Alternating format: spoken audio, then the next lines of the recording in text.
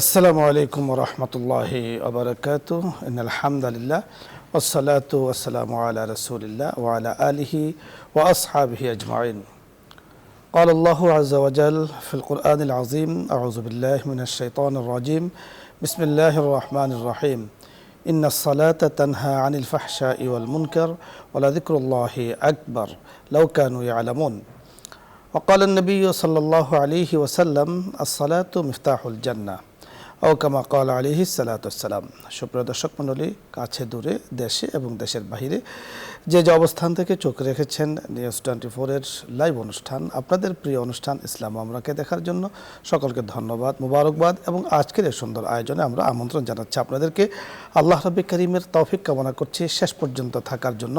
আল্লাহ তাআলার কাছে আমরা আমাদেরকে রাখার জন্য তৌফিক কামনা করে আজকের সুন্দর আয়োজন শুরু করতে যাচ্ছি। আল্লাহ রাব্বুল কারীম ঈমানের পরে নামাজের কথা, নামাজের আলোচনা করেছেন। হযরত রাসূল আকরাম সাল্লাল্লাহু আলাইহি সাল্লাম হাদিসে আমাদেরকে পরিষ্কার জানিয়ে দিয়েছেন, 1 নম্বর হলো ঈমান, 2 নম্বর হলো নামাজ। ইসলামের 5টি স্তম্ভের গুরুত্বপূর্ণ 2য় নম্বর স্তর হলো নামাজের। এই নামাজের যেমন শারীরিক উপকারিতা রয়েছে, মানসিক উপকারিতা রয়েছে, আধ্যাত্মিক উপকারিতা রয়েছে। আজকে নামাজের শারীরিক আধ্যাত্মিক উপকারিতা নিয়ে কথা বলার জন্য আমাদের সাথে যিনি যোগ দিয়েছেন, বিশিষ্ট ইসলামী চিন্তাবিদ, অত্যন্ত সুপরিচিত একজন মানুষকে আজকে আমরা নিয়ে এসেছি, যাকে আপনারা প্রায় দেখেন, দেখলে ইনশাল্লাহ চিনতে পারবেন। অত্যন্ত চমৎকার, সুন্দর, সুগোছালো, মনোমুগ্ধকর আলোচনা করে থাকেন শেখ মুফতি হাবিবুল্লাহ মাহমুদ কাসিমি, খতিব, ইকবাল রোড, শাহী জামে মসজিদ, মোহাম্মদপুর, ঢাকা। সাথে আছি আমি আমজাদ হোসেন হেলালি। আসসালামু আলাইকুম রহমতুল্লাহ। ওয়ালাইকুম আসসালাম রাহমাতুল্লাহি ওয়া বারাকাতুহু। শেখ, কেমন আছেন আপনি? আলহামদুলিল্লাহ, আল্লাহ তাআলার শুকর, ভালো আছি। আপনি ভালো আছেন? আল্লাহ তাআলা খুব ভালো রেখেছেন, আলহামদুলিল্লাহ। আপনাকে তো সবাই চিনে জানে, আলহামদুলিল্লাহ। ইউটিউবে, ফেসবুকে, সব জায়গাতে আপনাকে দেখা যায়। তো আজকে আমাদের এখানে আপনি সময় দেওয়ার জন্য আমরা ধন্যবাদ জানাচ্ছি আপনাকে, শুকরিয়া জ্ঞাপন করছি। আল্লাহ তাআলা আপনাকে নেক হায়াত দান করুন। মোহতারাম, আজকে আপনার কাছে আমরা যে বিষয়টি জানবো, যে নামাজের শারীরিক এবং আধ্যাত্মিক উপকারিতা আপনার কাছে শুনবো আমরা বিস্তারিত, যাতে আমরা নামাজের গুরুত্ব সহকারে সে অনুযায়ী আমরা সালাত আদায় করতে পারি। আলহামদুলিল্লাহ ওয়া কাফা ওয়া সালামুন আলা ইবাদিহিল্লাযীনা ইসতাফা, আম্মা বাদ। ধন্যবাদ আপনাকে এবং আপনার মাধ্যমে সকল দর্শককে আমরা ধন্যবাদ জ্ঞাপন করছি। জাযাকুমুল্লাহ খায়রা। নামাজের শারীরিক উপকারিতা এবং আধ্যাত্মিক উপকারিতা। শারীরিক উপকারিতাও আসলে নির্ভর করে আধ্যাত্মিক উপকারিতার উপরে। মানুষের শরীর এবং মন দুটো একটির সাথে ওতপ্রোতভাবে জড়িত। দেখা যায় কারো যদি মন ভালো থাকে, শরীর খারাপ থাকলেও শরীরটা চাঙ্গা হয়ে যায়। অপরদিকে আবার যদি দেখা যায় যে মনটা খারাপ হয়ে আছে যে কোনো কারণে, তাহলে শরীর সুস্থ থাকলেও কেমন যেন নিস্তেজ একটি ভাব পরিলক্ষিত হয়। এই জন্যে আসলে শারীরিক এবং আধ্যাত্মিক অর্থাৎ মানসিক উপকারিতা, এই দুটোর ভেতরে মানসিক উপকারিতাটাই অগ্রগামী এবং অগ্রগণ্য প্রাধান্য পাবে। এটির মূল বিষয় হলো আল্লাহ তাবারাকা ওয়া তাআলা মানুষের সাথে, বান্দা এবং বান্দীদের সাথে যে সম্পর্ক কামনা করেন, সে সম্পর্কটি শুধুমাত্র গোলাম এবং বান্দির সাথে তার মনিবের যে সম্পর্ক হয়, দাস দাসীর সাথে তার মনিবের যে সম্পর্ক হয়, শুধুমাত্র মান্য করার, শ্রদ্ধা করার, শুধু সেটি আল্লাহ রাব্বুল আলামিন কামনা করেন তা নয়, বরং আল্লাহ তাআলা মানুষের কাছ থেকে অতিরিক্ত যে সম্পর্কটি কামনা করেন সেটি হলো ভালোবাসা এবং মহব্বতের সম্পর্ক। এক কথায় মানুষের সাথে আল্লাহ তাআলা সম্পর্কটা চান যেন বান্দা ইবাদতের স্তর থেকে উঠে আরও উপরে যে ভালোবাসা এবং মহব্বতের সম্পর্ক মাবুদের সাথে স্থাপন করতে পারে। তো সেজন্যে আল্লাহ তাআলা কালামে পাকে ইরশাদ করেছেন, ওয়া হুয়া মাআকুম আইনামা কুনতুম, তোমরা যেখানেই থাকো না কেন আমি আল্লাহ তোমাদের সাথেই আছি। এই আয়াতের মাধ্যমে আল্লাহ তাআলা আমাদেরকে জানান দিলেন যে বান্দা, তোমার সাথে আমার মহব্বত এবং ভালোবাসার সম্পর্কটা আমি চাই। কারণ বন্ধুর মাঝখানে যে সম্পর্কটা হয়, এক বন্ধু চায় যে আমার বন্ধু যেন আমার কাছে থাকে, এবং বাংলায় আমরা বলি কথায় কথায় বলে অনেকে, বন্ধু তুমি যদি কুঁড়ে ঘরেও থাকো তাহলে আমি তোমার সাথে কুঁড়ে ঘরে থাকবো, আমি রাজপ্রাসাদ ছেড়ে দেবো, কত রকমের কথা আমরা বলে থাকি। আসলে কিন্তু মানসিক দাবি থেকেই, ভালোবাসার দাবি থেকেই কথাগুলো মানুষ বলে। অর্থাৎ ভালোবাসার দাবি হলো পরস্পরের মধ্যে একে অপরের নৈকট্য। তো এই দৈহিক নৈকট্য যেমন কাম্য হয়, এর চেয়ে বহু গুরুত্বপূর্ণ বিষয় হলো মানসিক নৈকট্য। তো আল্লাহ তাবারাক ওয়া তাআলা এই আয়াতের মাধ্যমে আমাদেরকে জানিয়েছেন, সূরাতুল হাদীদের আয়াত, যে বান্দা আমি তো তোমাদের কাছেই আছি, অতএব তুমি আমার হুকুম আহকাম পালনের মাধ্যমে আমার নিকটবর্তী হওয়ার জন্য চেষ্টা করো, আমার কাছাকাছি হওয়ার জন্য চেষ্টা করো। এবং যেহেতু আল্লাহ তাআলা ভালোবাসার সম্পর্কটা কামনা করেন বান্দার সাথে, তার বান্দির সাথে, এজন্য আল্লাহ তাবারাক ওয়া তাআলা ইসলামের যে 5টি মৌলিক বিধান এবং ভিত্তি দিয়েছেন, এই ভিত্তিগুলো এক একটি ভালোবাসার এক একটি স্তরের প্রতিনিধিত্ব করে।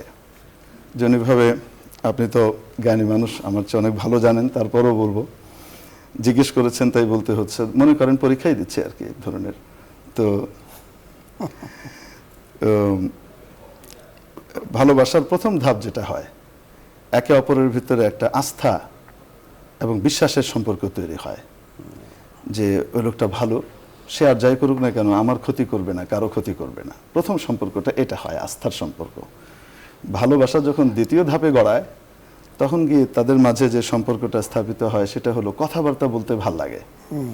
আপনি দেখবেন, আমি আর আপনি যখন কথাবার্তা বলা শুরু করব, তখন 1, 2, 4 কথার পরে কেমন আছেন, ভালো আছি, কুশল বিনিময় করার পরে তারপর একটা পর্যায়ে আমরা বলি, তারপর বলেন কি অবস্থা। তার মানে হলো আমার কথা শেষ, আমার আর কিছু নাই, এখন আপনি শুরু করে একটু চালিয়ে নেন। এর বিপরীতে দেখবেন, যাদের মধ্যে একে অপরের মাঝে ভালোবাসা, মহব্বত তৈরি হয়, তারা যখন কথা শুরু করে, এসার পর থেকে ফ্রি টক টাইমের সুযোগ নিয়ে কথা শুরু করে, ফজরের আজান হয়ে যায়, তাদের কথা কিন্তু শেষ হয় না। তো তার কারণ হলো ভালোবাসার দ্বিতীয় স্তরে সে আছে, কথাবার্তা বলতে ভালো লাগে।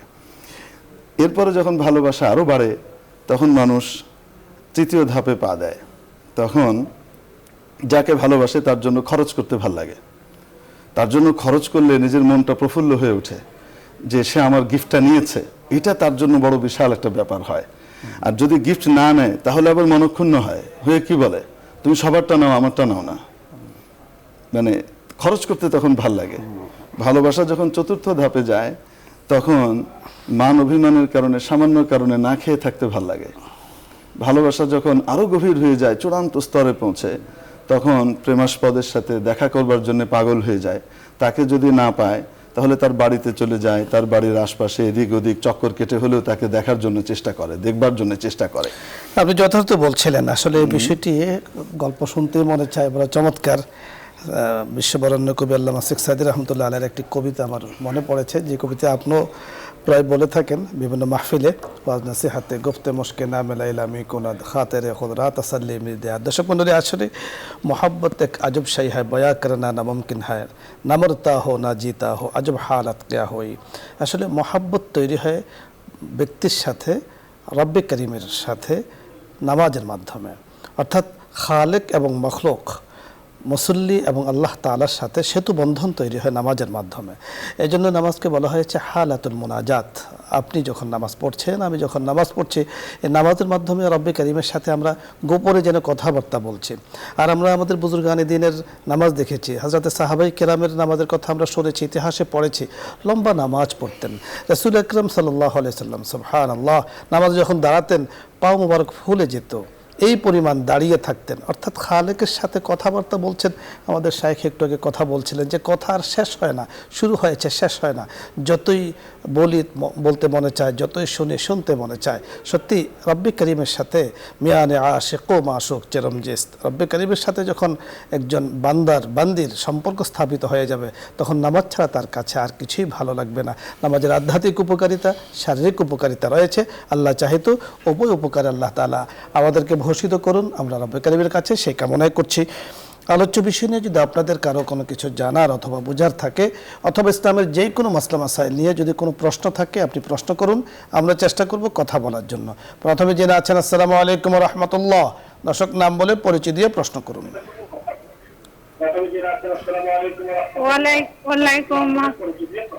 ওয়ালাইকুম আসসালাম, আমার নাম রুনা, আমি গাজীপুর থেকে বলছি। জি, আপনি প্রশ্ন করুন। টিভির ভলিউম কমিয়ে কথা বলুন। হুজুর, আমার প্রশ্ন হচ্ছে, 1 নম্বর প্রশ্ন, এই দোয়া ইউনুস কতবার পড়লে একটা খতম হয়? 75 বার নাকি 125 বার? জি, আমরা বুঝতে পেরেছি, ধন্যবাদ আপনাকে। আমরা কথা বলছি আপনার প্রশ্নের উত্তর নিয়ে, আপনি শুনতে থাকুন। প্রশ্নটি বুঝতে পেরেছেন আপনি? জি জি। দোয়া ইউনুসের খতম আসলে যতক্ষণ পর্যন্ত বিপদ না কাটে ততক্ষণ পর্যন্ত দোয়া ইউনুসের খতম সম্পন্ন হয় না। দোয়াটাই হলো মোহতারাম, বিপদ আপনার থেকে কাছে মুক্তি। আমি একটু প্রাসঙ্গিক কথা জানি যে আমাদের সমাজে একটা কথার খুব প্রচলন আছে, বিভিন্ন এলাকা ভেদে বিভিন্নভাবে প্রচলন। যেমন কোন কোন এলাকা আছে যে বড় খতম বলা হয়, দোয়া ইউনুসকে বড় খতম বলা হয়, সেখানে 100 লক্ষ বার পড়তে হয়।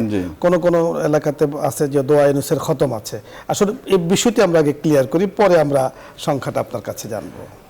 আসলে বিষয়টি হলো ঘটনার মূল জায়গা কি। হযরত ইউনূস আলাইহিস সালাম যখন বিপদে পড়ে গিয়েছিলেন, আল্লাহ তাআলা কোরআন শরীফে ঘোষণা করেছেন এবং বলেছেন, মাছের পেটে যখন চলে গেলেন, দীর্ঘ সময় আছেন, আল্লাহ তাআলার কাছে উনি যে দোয়াটি পড়ে মুক্তি পেয়েছিলেন, আল্লাহ তাআলার কাছে মুক্তি নিয়েছিলেন, সেটিকে আমরা দোয়া ইউনূস বলি।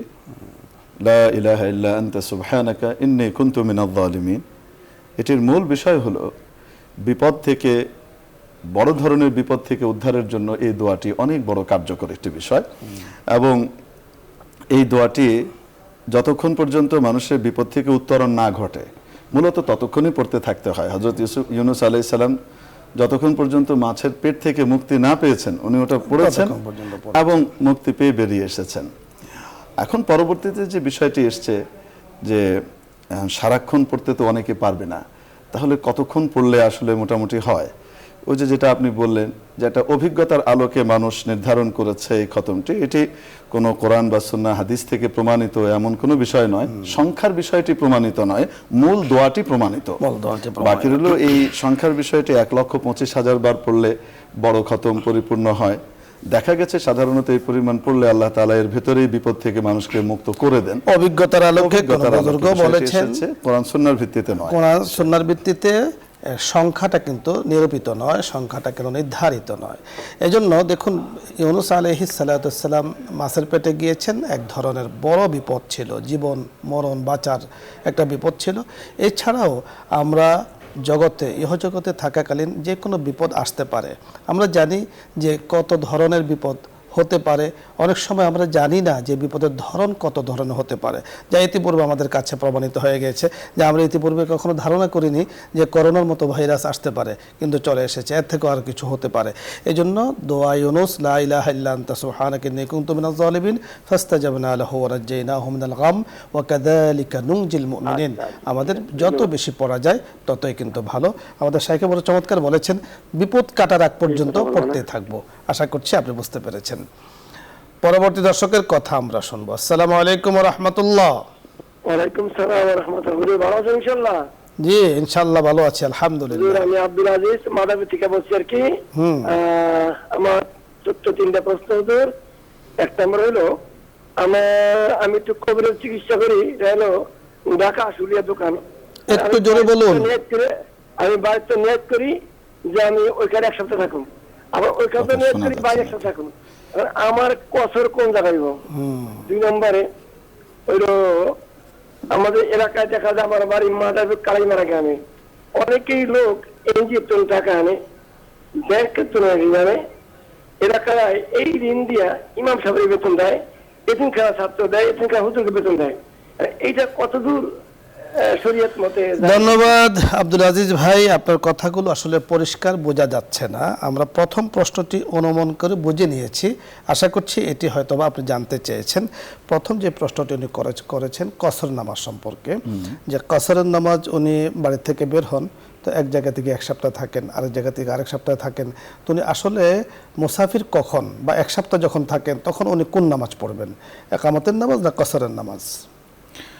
আসলে মৌলিকভাবে এখানে কোনো ব্যক্তি যখন সফরের যে দূরত্ব আছে, এই নির্ধারিত যে শরীয়তের দৃষ্টিতে যে দূরত্বটা, সফর প্রতিষ্ঠিত হবার জন্যে ওই দূরত্বের মিনিমাম ওই পরিমাণ দূরত্বের নিয়তে যখন কেউ তার বাড়ি থেকে বের হয়, অবস্থান থেকে বের হয়, এবং উনি নিজের এলাকার ওই সমস্ত অঞ্চলগুলো পার করে চলে যান যেখানে তার অতি নিত্য প্রয়োজনীয় বিষয়গুলো সম্পন্ন হয়, পাওয়া যায়, বাজারঘাট এবং অন্যান্য প্রয়োজনীয় জায়গাগুলো পার হয়ে যখন নিজের এরিয়া ছেড়ে বেরিয়ে যাবেন, তারপর থেকে উনি মুসাফির গণ্য হবেন।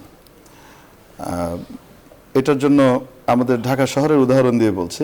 মিউনিসিপ্যাল কর্পোরেশনের যে এরিয়া আছে, ঢাকা উত্তর, ঢাকা দক্ষিণ, ধরেন কেউ ঢাকা উত্তরে থাকে, সেখান থেকে সে যদি উত্তরের এরিয়া পেরিয়ে দক্ষিণে চলে যায়, সফর করছে, রওনা হয়ে গেছে, অথবা দক্ষিণের এরিয়া পার হয়ে সে উত্তরে চলে এসেছে, বা এই এরিয়া মিউনিসিপ্যাল কর্পোরেশনের এরিয়া পার হয়ে বাইরে চলে গেছে, তখন থেকে তিনি মুসাফির সাব্যস্ত হবেন। এবং মুসাফির প্রতি ফরজ নামাজ যেগুলো 4 রাকাত বিশিষ্ট, সেগুলোর ফরজ নামাজ 2 রাকাত করে পড়বেন। এটা হলো তার কসর। রইল কতটুকু দূরত্ব শরীয়তের দৃষ্টিতে? 48 মাইল। এই 48 মাইলকে যখন আমরা কিলোমিটারে হিসাব করি, সেটা এসে দেখি প্রায় 78 কিলোমিটার হয়ে যায়। তাহলে আমরা বলতে পারি কেউ যদি নিজের বাড়ি থেকে বা অবস্থানস্থল থেকে 78 কিলোমিটার মিনিমাম এই পরিমাণ দূরত্বের উদ্দেশ্যে বের হয়, তাহলে তিনি মুসাফির হয়ে যাবেন। তবে তার কসর শুরু হবে যখন তিনি নিজের এরিয়া পার হয়ে যাবেন। যাওয়ার পরে যেখানে উনি গেলেন, সেখানে যাওয়ার পরে যদি উনি 15 দিনের নিয়ত করেন অবস্থানের, তাহলে তিনি ওখানে মুকিম হয়ে গেলেন, সেখানে আর তিনি মুসাফির নন। কিন্তু তার চেয়ে কম সময়ের যদি নিয়ত করেন, যেমন আমাদের প্রশ্নকারী ভাই জানতে চেয়েছেন 8 দিন, 7 দিন, বা ইভেন যদি সে 13 দিন, 14 দিনেরও নিয়ত করে বসে, তারপরেও তার কসরই চলবে।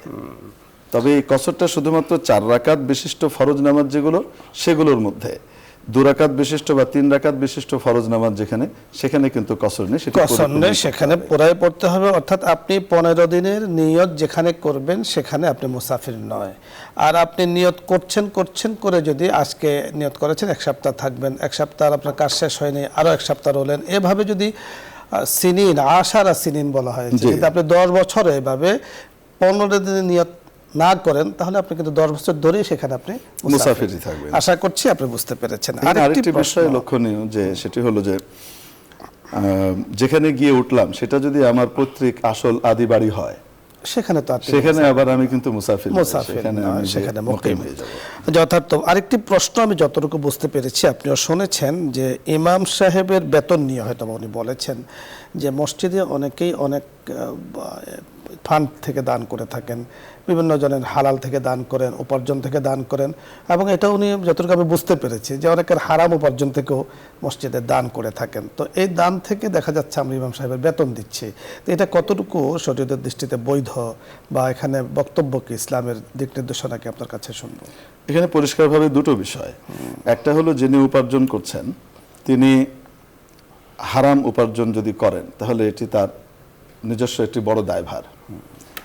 এখন মসজিদের তরফ থেকে যেটি ঘোষণা করা উচিত এবং সকলকে বলা উচিত, যে আপনারা মসজিদের ফান্ডে যে দানটা করবেন, আপনি আপনার হালাল ইনকাম থেকে করবেন। একজন মানুষের যদি শুধুমাত্র হারাম ইনকাম, তার কোনো হালাল উপায় যে মানে উপার্জন করেই না, তাহলে এরকম ব্যক্তির দান মসজিদ জেনে শুনে, জানা থাকা অবস্থায় এরকম ব্যক্তির দান মসজিদ বা মাদ্রাসা কবুল করা কোনোভাবেই বৈধ হবে না। রইল কোনো ব্যক্তির যদি হালাল হারাম উভয় রকমের উপার্জন থাকে, তার ভিতরে মসজিদ মাদ্রাসা কর্তৃপক্ষের দায়িত্ব হলো তাকে উদ্বুদ্ধ করা এবং তাকে পরিষ্কারভাবে জানিয়ে দেয়া যে আপনার দান তখনই আসলে দান হিসেবে গৃহীত হবে এবং আল্লাহর দরবারে কবুল হবে যখন আপনি হালাল উপার্জন থেকে দেবেন। অতএব আমাদের মসজিদে বা মাদ্রাসায় যেটা আপনি দেবেন, সেটা অবশ্যই হালাল থেকে দেবেন। রইল ওই ব্যক্তি যদি বলে যে আমি আমার হালাল অংশ থেকে দিয়েছি, তাহলে শরীয়ত কি বলে? এখন সে হালাল বলার পরে আর তার হালাল হারাম উভয় রকমের আছে, তার ভিতরে সে হালাল থেকে দিয়েছি বলে যদি বলে, তাহলে সেখানে খুঁচিয়ে সে হারাম থেকে দিয়েছে এটা বের করবার জন্য তদন্ত করা এবং ঘুরে ফিরে তালাশ করা, এটাও ইসলাম সম্মতি দেয় না। ওয়ালা তাজাসসু, সূরা হুজুরাতের ভিতরে আল্লাহ তাআলা পরিষ্কারভাবে নিষেধাজ্ঞা। ধরুন আরেকটি বিষয় মুহতারাম, আমরা মানুষ সম্পর্কে, মুমিন সম্পর্কে ভালো ধারণাই করা চাই, এবং এটাই শরীয়তের কিন্তু নির্দেশনা। এখন মসজিদের দান বাক্স যখন চলে, তো দান বাক্স আসলে আপনি যেমনটি বলেছেন ওলা তাজাসসু, দান বাক্স তো দেখা যাচ্ছে 10,000 মুসল্লি, আপনি যেখানে নামাজ পড়ান সেখানে তো বহু মুসল্লি সেখানে নামাজ পড়ে। এখন কোন মুসল্লি থেকে কোন নিয়তে দান করেছে সেটা তো ইমাম মসজিদ কমিটি বা ইমাম সাহেবের দেখার কোনো সুযোগ নেই, আর কোনোভাবে সম্ভব নয়। সম্ভাবনা জানাও নাই, শুধুমাত্র তাদের পক্ষ থেকে একটা ঘোষণা যদি থাকে, প্রতিদিন ঘোষণা করতে হবে তা নয়, তাও নয়। বছরে 1, 2 বার 3 বার বড় মজমার ভিতরে যদি ঘোষণা করে দেয় আপনাদের দান এটা হালাল থেকে করবেন, তারা দায়মুক্ত হয়ে গেছেন। এখন এখানে কোত্থেকে আসলো সেটা এখন তাদের কিভাবে আসলে সেটা খোঁজার দায়িত্ব। সুন্দর আপনি বলেছেন দর্শক, আপনি যে প্রশ্ন করেছেন, যিনি দান করেছেন উনি কোন নিয়তে দান করেছেন, কোত্থেকে দান করেছেন সেটা ওনার বিষয়। ওনার প্রতি দাবি থাকবে, আবেদন থাকবে, আমাদের জোর বক্তব্য থাকবে যেন হালাল থেকে মাদ্রাসা মসজিদ দ্বীনি কাজে দান করে থাকেন। একান্ত কেউ যদি ভিন্ন কিছু করে থাকেন, সেখানে যাদেরকে দান করেছেন বা এই ফান্ড থেকে যাদেরকে বেতন দেওয়া হচ্ছে, যাদেরকে এই ফান্ড থেকে দেওয়া হচ্ছে, তারা কিন্তু এর জন্য দায়ী নয়, দায়ী হবে না। কারণ শরীয়তে ইসলামে একেবারে গভীরে যে কোথা থেকে দিয়েছে প্রত্যেকের কাছে গিয়ে আসলে এটা সম্ভব নয়, আর ইসলামের কথা বলেও না। আশা করছি আপনি প্রশ্নের উত্তর পেয়েছেন। আমরা পরবর্তী দর্শকের কথা শুনবো। জি, আসসালামু আলাইকুম ওয়া রাহমাতুল্লাহ। ওয়ালাইকুম আসসালাম ওয়া রাহমাতুল্লাহ। আসসালামু আলাইকুম। ওয়া আলাইকুম আসসালাম। আমি নজরুল ইসলাম, চট্টগ্রাম থেকে বলছিলাম। জি জি, আমার একটা প্রশ্ন হলো, ফরজ গোসলের পরে যে তৈমুমটা করতে হয়, যা আমি থাকতে আমি মাটিতে করতাম, কিন্তু আমি এখন শহরে বাস করি, তো এখন এখানে তো শহরে বিল্ডিং তো কোনো এরকম ব্যবস্থা নেই, তো এখন প্রসেসটা কি আর কি, মানে আমি কিভাবে আপনি করি তৈমুম করি, কিন্তু এটা কি সঠিক হয় নাকি? বুঝতে পেরেছি আমরা, আপনি শুনতে থাকুন, আমরা কথা বলছি। বুঝতে পেরেছি, আমি বুঝে নিতে প্রশ্নটা। আমি যতটুকু বুঝতে পেরেছি যে ফরজ গোসলের আগে পরে তায়াম্মুম করার কথা উনি বলেছেন, আমি এতটুকু বুঝতে পেরেছি, যদিও এই প্রশ্নের উত্তর আমিও খুঁজে পাচ্ছি না। আসলে ফরজ গোসলের পরে তো তায়াম্মুমের কোনো প্রশ্নই আসে না। তবে কোনো কারণে যদি কারো কাছে পানির অনেক বেশি স্বল্পতা থাকে, যেটা দিয়ে শুধু ফরজ গোসলটুকুই আদায় করা যাবে, গোসলের পূর্বে ওযু করার যে সুন্নতটা, সেই সুন্নতটা আদায় করতে পারছে না, মানে ওই পরিমাণ পানি তার কাছে নাই। সম্ভবত উনি বলেছেন গ্রামে গঞ্জে তো আমরা বিভিন্ন মাটির ইত্যাদি পাই, শহরে তো আর সেই ব্যবস্থা নেই, মাটির ব্যবস্থা নেই। তার মানে আমি যতটুকু বুঝতে পেরেছি যে ফরজ গোসলের আগে তায়াম্মুম করাটা কি উনি মিন করছেন। ফরজ গোসলের আগে তায়াম্মুমের কোনো বিধান নাই। প্রথম কথা হলো এই, হ্যাঁ, যে কোনো গোসলের আগে ওযু করা সুন্নত। এখন আমার মনে হয় প্রশ্নকর্তা এখান থেকে ওনার প্রশ্নের উদ্রেক হয়েছে, যদি কোনো কারণে আমার পানির স্বল্পতা এই পরিমাণ হয় যে আমি শুধু ফরজটুকুই আদায় করতে পারছি, ওযুটা করতে পারছি না, তাহলে কি আমি তায়াম্মুম করলে চলবে কিনা? সেটা হতে পারে, সেটা ভিন্ন জিনিস। কিন্তু আসলে গোসলের পরে তায়াম্মুমের কোনো প্রয়োজন নেই। গোসলের ফরজ গোসলের আগে ওযু করাটা সুন্নাহ। পানির যদি স্বল্পতা হয় তো এই পানি দিয়ে আপনি যদি গোসল করে নেন, অর্থাৎ গোসলের যে 3টি ফরজ আছে, হ্যাঁ, কুলি করা, তারপরে হাত ধোয়া, পুরো শরীরে পানি দেয়া, আপনি যখন 3টা ফরজ অবলম্বন করে গোসল করবেন, কোনো কারণে পানির স্বল্পতার কারণে ওযু করতে না পারলেও আপনার কোনো সমস্যা নেই, ফরজ গোসল কিন্তু হয়ে গিয়েছে। এখানে শহর আর গ্রামের বিষয় নয়, এটা হলো মাসআলার বিষয়। আর তায়াম্মুমের যে বিষয়, তায়াম্মুমটা সম্পূর্ণ আলাদা এক বিষয়। আপনি গিয়েছেন কোথাও, পানি নেই, পানি পর্যাপ্ত নেই, আপনার পানির সহজে আপনি ব্যবস্থা করতে পারছেন না, এবং পানির জন্য আপনি যদি তালাশ করতে যান, নামাজ অক্ত চলে যাবে, সেই অক্তে কিন্তু কিছু নিয়ম কারণ আছে, তখন কিন্তু তায়াম্মুমের বিধান। আলহামদুলিল্লাহ আমাদের দেশে কিন্তু পর্যাপ্ত পরিমাণে পানি আছে, ব্যবস্থাপনাও আছে। মরুভূমির ক্ষেত্রে এই ধরনের মাসআলা অনেক সময় আসে, আর যদি মানুষ বিপদে পড়ে তখন কি করবে তার সমাধান কিন্তু শরীয়ত দিয়েছে। তো এই জন্য ফরজ গোসলের সাথে আসলে তায়াম্মুমের কোনো সম্পর্ক নেই, পানি স্বল্পতার ক্ষেত্রে সেগুলো ভিন্ন মাসআলা। আমরা পরবর্তী দর্শকের কথা শুনবো। আসসালামু আলাইকুম ওয়া রাহমাতুল্লাহ। ওয়ালাইকুম আসসালাম। কুষ্টিয়া থেকে খোয়াম বলছিলাম। জি স্যার, মাথায় টুপি পরে বংশীবাদিতা পাহারা দিয়া, এটা কি বিপদগামী রাজনীতির প্রতিফলন? আসসালামু আলাইকুম। মাথায় টুপি দিয়ে মুরগির বাচ্চা প্রতিপালন করে, আমরা ভাই বুঝতে পারি, আরেকবার বলুন প্রশ্নটি আপনি।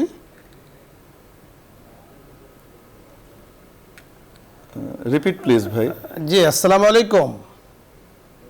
অত্যন্ত সুন্দর একটি প্রশ্ন আপনি করছিলেন কুষ্টিয়ার ভাই, চমৎকার একটি প্রশ্ন আপনি করছিলেন, আমরা বুঝতে পারিনি, সম্ভবত কি মাথায় টুপি পরে, আচ্ছা যাই হোক, আপনি আরেকবার চেষ্টা করুন, আমরা পরবর্তী দর্শকের কথা শুনবো। জি, আসসালামু আলাইকুম ওয়া রাহমাতুল্লাহ।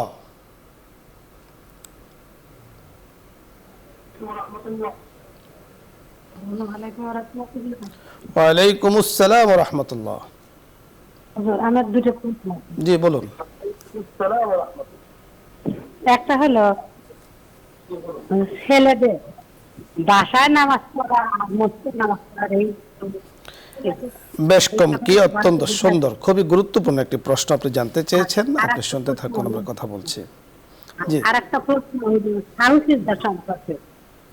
সাহসিকতা যে হলো সিজদা দেয়, ওই সিজদাটাতে কি ওই সিজদার তাসবিহটা করতে হবে? হ্যাঁ, সুন্দর প্রশ্ন করেছেন, আমরা আলোচনা করছি, আপনি শুনতে থাকুন। প্রথম যে প্রশ্নটি করেছেন খুবই গুরুত্বপূর্ণ। আপনি বুঝতে পেরেছেন যে ছেলেরা ঘরে নামাজ আর মসজিদে নামাজ বেশ কম কি? বেশকমার পার্থক্য হলো রাসূলুল্লাহ সাল্লাল্লাহু আলাইহি সাল্লামের ইরশাদ, লা সালাতা লিজারিল মসজিদ ইল্লা ফিল মসজিদ। মসজিদের আশপাশে যে বসবাস করে সে জামাতে নামাজ, মসজিদে জামাতে অংশগ্রহণ না করে যদি বাড়িতে নামাজ পড়ে, তাহলে বাড়িতে নামাজ পড়লে তার নামাজটা যেন হয়নি। এর অর্থ এই না যে নামাজ হয়নি, কিন্তু নামাজের পরিপূর্ণ সওয়াবটা সে পাবে না। অতএব পুরুষ মানুষের জন্য মসজিদে গিয়ে জামাতে নামাজ পড়ার ব্যাপারে অত্যন্ত গুরুত্বারোপ হাদিসের ভিতরে করা হয়েছে। এক হাদিস শরীফের মধ্যে তো এমন এসেছে, নবীজি সাল্লাল্লাহু আলাইহি ওয়াসাল্লাম ইরশাদ করছেন যে আমার মন চায় যে আমি যুবক ছেলেদেরকে বলি যে তোমরা লাকড়ি একত্রিত করো এবং একত্রিত করে ওই সমস্ত বাড়িঘরে যাও যে সমস্ত বাড়িঘরে কোনো সামর্থ্যবান পুরুষ রয়েছে যারা মসজিদের আজানের আওয়াজ শোনার পরেও মসজিদে গিয়ে জামাতে নামাজ পড়েনি, তাদের বাড়িঘরগুলো জ্বালিয়ে দাও। তবে নবীজি বলেন যে আমি এই আদেশটা শুধু এই কারণে দিই না, কারণ তাদের বাড়িতে নারী আছে, শিশু আছে, তাদের জন্য তার মসজিদে আসা বাধ্যতামূলক নয়। তাহলে পুরুষের জন্য মসজিদে গিয়ে নামাজ পড়াটা কত গুরুত্বপূর্ণ আশা করি এই হাদিস দিয়ে প্রতীয়মান হয়ে যাচ্ছে। আল্লাহ তাআলা আমাদেরকে তৌফিক এবং দান আরেকটি করেন। বিষয় মহতারাম, এখানে জামাতের গুরুত্ব আমরা দেখেছি যে মুসলমান যখন শত্রু দ্বারা আক্রান্ত হয়, শত্রু আক্রমণ করতে পারে, সেক্ষেত্রেও কিন্তু নামাজের বিধান রয়েছে যে জামাতে নামাজ পড়বে জি। এবং তোমাদের মাঝে দুটো ভাগ করবে, এক ভাগ শত্রুকে পাহারা দিবে, এক ভাগ ইমামের পেছনে নামাজ পড়বে, 1 রাকাত পড়বে, 2 রাকাত বিশিষ্ট। তার মানে তখনও এই কঠিন সালাতুল অবস্থা- খাউফেরও গুরুত্বপূর্ণ সালাতুল খাউফ বিধান কোরআনের ভিতরে বর্ণিত কোরআনে হয়েছে, সাধারণ বিষয় যে নয়। যে এই মানে কঠিন অবস্থায়ও জামাতকে তরক করতে কিন্তু বলা হয়নি। এজন্য জামাতে নামাজ পড়া খুবই গুরুত্বপূর্ণ বিষয়। আর একটি প্রশ্ন আপনি করেছেন সিজদায়ে সাহুর বিধান, ইতিমধ্যে আমাদের এখানে অনেক আলোচনা হয়েছে। যখন সিজদাতে তিনি গেলেন তখন তাসবিহ পাঠ করতে হবে কিনা? তাসবিহ পাঠ করা সুন্নাত। সুন্নাহ।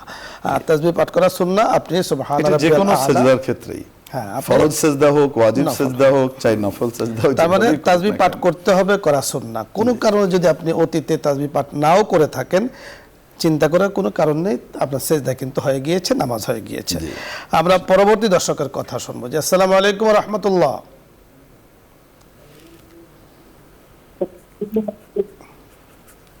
ওয়ালাইকুম আসসালাম। হুজুর ভালো আছেন? আলহামদুলিল্লাহ, আপনি প্রশ্ন করুন। হুজুর খুলনা থেকে বলছি। জি,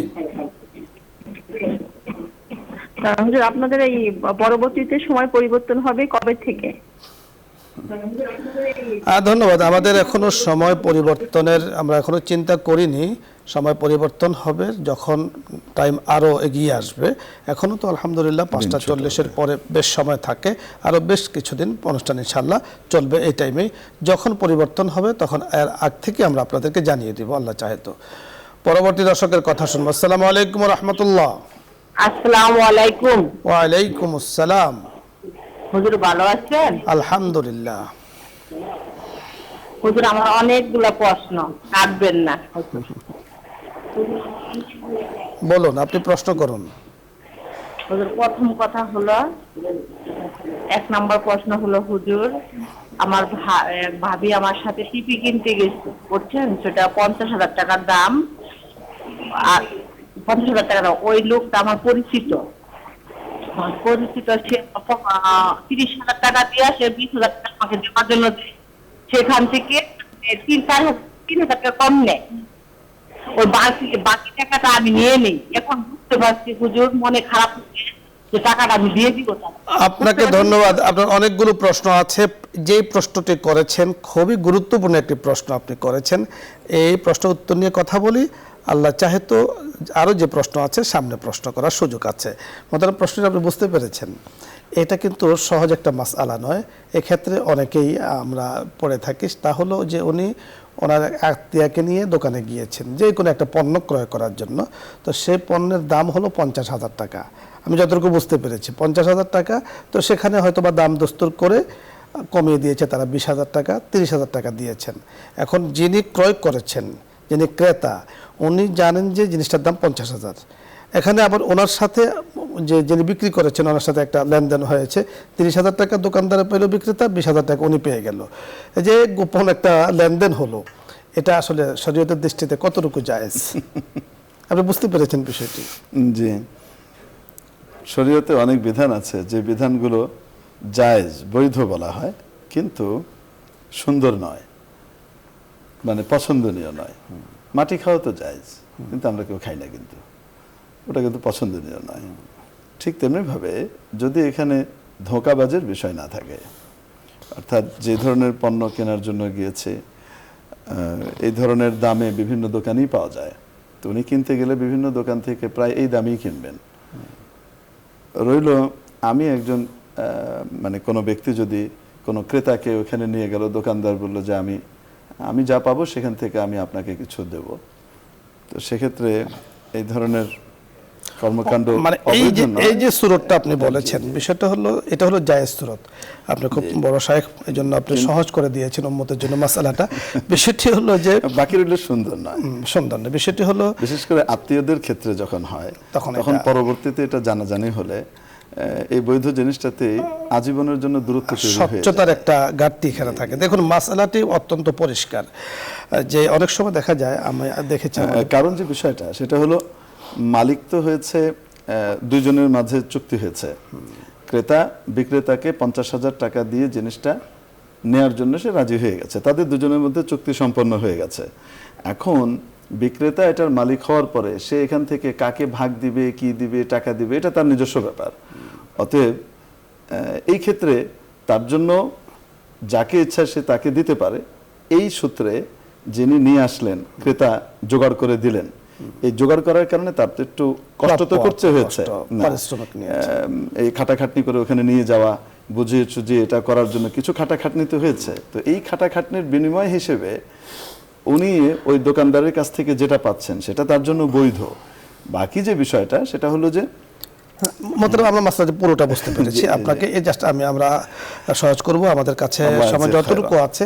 মানে বিষয়টি হলো যে কোম্পানির যে পলিসি, সে পলিসি করেছেন যে আমার একটা ফ্ল্যাট যদি কেউ বিক্রি করে দেয় অথবা কেউ এনে, আমি তাকে 20% অথবা 2%, কথার কথা 2% তাকে দিয়ে, এটা কোম্পানি নির্ধারণ করে দিয়েছে। তো সেক্ষেত্রে আমি ক্রেতা কিনেছি 50 লক্ষ টাকা দিয়ে, এখান থেকে 2% আপনি পেয়েছেন। কোম্পানি পলিসি এতে করে, মানে যিনি নিচ্ছেন উনিও জানেন, যিনি দিচ্ছেন উনিও জানেন, এতে কোনো সমস্যা নেই। যেহেতু কোম্পানি একটা শর্ত, সেটা হলো মিথ্যা বিবরণ যেন না হয়। কিন্তু নাজায়েজ সুরত যেটা, সেটা হলো আল্লাহ রাসূল সাল্লাল্লাহু আলাইহি ওয়াসাল্লাম পরিষ্কার বলে দিয়েছেন, মান গাসসা ফালাইসা মিন্না, যিনি ব্যবসা বাণিজ্যে কাজে কারবারে কথায় বার্তা ধোকার পন্থা অবলম্বন করে সে আমার উম্মতভুক্ত নয়, রাসূলের অন্তর্ভুক্ত নয়। তো সেক্ষেত্রে এই ধরনের ক্ষেত্রে আপনি কিনেছেন, মালিক থেকেও নিচ্ছেন, বিক্রেতা থেকেও নিচ্ছেন, ক্রেতা থেকেও নিচ্ছেন, একটা ধোকার মানে মিথ্যার আশ্রয় যেটা, সেটা সম্পূর্ণরূপে হারাম, নিঃসন্দেহে হারাম। আর যখন পর্যালোচনা করে নেবে, আমি আপনার কাজটা করে দিব, মালিকে আমাকে 5 টাকা দেবে, আলোচনা সব দুজনের সকলে জানে, এতে কোনো সমস্যা নেই। শেখ, আপনি এটাই বোঝাতে চেয়েছেন। আল্লাহ তাআলা আপনাকে বরকত দান করুন। ইনশাআল্লাহ আপনার সাথে আমাদের এই পর্দায় আরও দেখা হবে। আল্লাহ তাআলা আপনার জীবনকে, পরিবারকে বরকতময় করুন, জবানে বরকত দান করুন। দর্শক মণ্ডলী, আমরা অনুষ্ঠানের একেবারে শেষ পর্যায়ে আছি। রাব্বে কারীমের তৌফিক কামনা করছি যে আল্লাহ তাআলা আমাদেরকে যে কথাগুলো বলার আজকে তৌফিক দান করেছেন। অনেকগুলো মাসআলা আলোচনা হয়েছে এবং প্রত্যেকটি মাসআলাই যেমন ঘনিষ্ঠ, আমাদের জন্য খুবই প্রয়োজনীয় মাসাইল কিন্তু উক্ত অনুষ্ঠানে আলোচনা হয়। আল্লাহ পাক অনুষ্ঠানকে কবুল করেন, আয়োজক বিন্দুদেরকে কবুল করেন, যারা আলোচনা করেন, যারা যুক্ত আছেন, বিভিন্নভাবে পরামর্শ দেন, অনুষ্ঠান দেখেন, সকলের জন্য খায়র কল্যাণের ফয়সালা করুন। সকলকে ধন্যবাদ জানিয়ে আগামী দিনের প্রোগ্রামের আমন্ত্রণ জানিয়ে আজকের মতো বিদায় নিচ্ছি। আসসালামু আলাইকুম ওয়া রাহমাতুল্লাহি ওয়া বারাকাতুহু। দোয়া হবে, দরুদ ইস্তিগফার পাঠ করি। اللهم صل على سيدنا ونبينا وشفيعنا وحبيبنا ومولانا محمد صلى الله عليه وعلى آله وأصحابه وبارك وسلم. أستغفر الله ربي من كل ذنب وأتوب إليه، لا حول ولا قوة إلا بالله العلي العظيم. الحمد لله رب العالمين، والعاقبة للمتقين وعلى آله وأصحابه أجمعين. ربنا ظلمنا أنفسنا وإن لم تغفر لنا وترحمنا لنكونن من الخاسرين. رب ارحمهما كما ربياني صغيرا رب ارحمهما كما ربياني صغيرا يا كريم يا رحيم. আমরা গুনাহগার বান্দারা আপনার শাহী দরবারে হাত তুলেছি। মাওলাই করিম, ইয়া আল্লাহ, নিউজ 24 এর লাইভ অনুষ্ঠান 5টা থেকে আলোচনা শুরু করেছে, এই পর্যন্ত আলোচনা করেছে। মাওলাই করিম, কত মানুষ আমাদের সাথে দোয়ায় যুক্ত হয়েছেন, শরীক হয়েছেন। মাওলাই করিম, ভবিষ্যতে যারা শরীক হবেন, অতীতে যারা শরীক হয়েছেন, মেহেরবানি করে সকলের দোয়াকে, জীবনের ইবাদতকে আপনি কবুল ও মঞ্জুর করে নেন। মাওলাই করিম, জীবনের মাওলাই করিম ভালো অর্জনগুলোকে আপনি কবুল করে নেন। সব ধরনের খরাফাত থেকে, বালা মুসিবত থেকে মেহেরবানি করে আপনি আমাদেরকে হেফাজত করেন। ওগো করিম, আমাদের ঈমান দুর্বল, আমল দুর্বল। মাওলাই করিম, সকল কিছু দুর্বল, আমাদের কমজোরি আমরা স্বীকার করছি। ইয়া করিম, মেহেরবানি করে আমাদেরকে আপনি শক্তি দান করেন। মাওলাই করিম, ঈমানের বলে বলিয়ান হওয়ার তৌফিক দান করেন। বেশি বেশি করে নেক আমল করার তৌফিক দান করেন। আল্লাহ, আপনি সুন্দর দুনিয়াকে, সুন্দর বসুন্ধরাকে মাওলাই করিম আপনি সাজিয়েছেন। ইয়া আল্লাহ, কত কিছু দিয়ে আপনি সাজিয়েছেন। আপনার হুকুম মাওলাই করিম যথাযথভাবে সুন্দর দুনিয়াতে যেন পালন করতে পারে সেই তৌফিক দান করেন। যারা তাওহীদের উপরে নেই, ইয়া আল্লাহ, তাদেরকে আপনি হিদায়াত দান করেন। যারা বিপদগ্রস্ত আছে, মেহেরবানি করে বিপদগুলোকে আপনি দূর করে দেন। ইয়া আল্লাহ, সর্ব অবস্থায় আমাদের জন্য খায়র ও কল্যাণের ফয়সালা করে দেন। ইয়া আল্লাহ, যে অনুষ্ঠানে বসে আপনার শাহী দরবারে হাত তুলেছে, মাওলাই করিম অনুষ্ঠানকে আপনি কবুল করে নেন।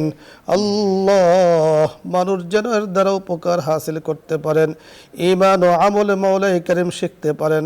ইয়া আল্লাহ, সেইভাবে আপনি কবুল ও মঞ্জুর করে নেন।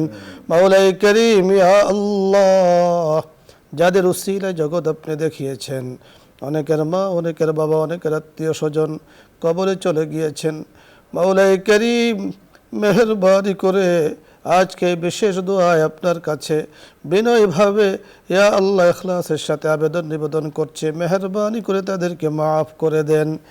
মাওলাই করিম, আমাদের সন্তানরা যখন আব্বু বলে ডাকে, আমাদের মন চলে যায় মা বাবার সেই স্মৃতির দিকে। আল্লাহ, সরাসরি মাকে একটু দেখতে মনে চায়, একটু মার আদর কথাগুলো শুনতে মনে চায়।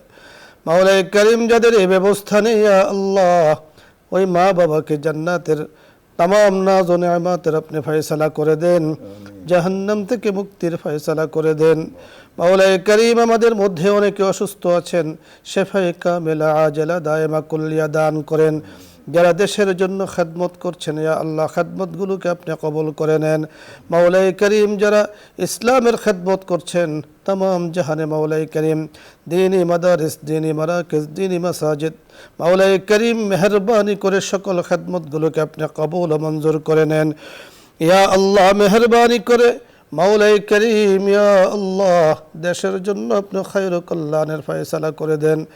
আসমানি বালা মুসিবতগুলো আসমানে উঠিয়ে নেন, জমিনি বালা মুসিবতগুলো জমিনে দাবিয়ে দেন, হাওয়াই বালা মুসিবতগুলো হাওয়ার সাথে মিশিয়ে দেন। ইয়া আল্লাহ, যারা দেশের জন্য জীবনকে উৎসর্গ করেছেন, মাওলাই করিম, বিশেষ করে আমার তরুণ ভাইয়েরা, মেহেরবানি করে শাহাদাতের মাওলাই করিম উচ্চ মর্যাদা তাদেরকে দান করেন। যে জন্য মাওলাই করিম দেশের জন্য জীবনকে, মানুষের জন্য, মানুষের স্বাধীনতার জন্য মাওলাই করিম জীবন দিয়েছেন, আল্লাহ মেহেরবানি করে তা আপনি প্রতিষ্ঠা করে দেন।